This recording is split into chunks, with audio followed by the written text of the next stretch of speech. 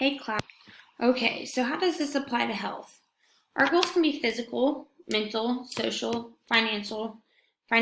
They can be long-term or they can be short-term. We know that.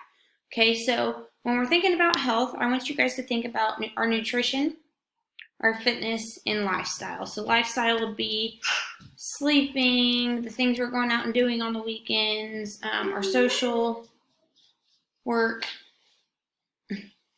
Okay, so for your homework, I would like each of you to come up to 1 to 2 health-related goals and plans to obtain them.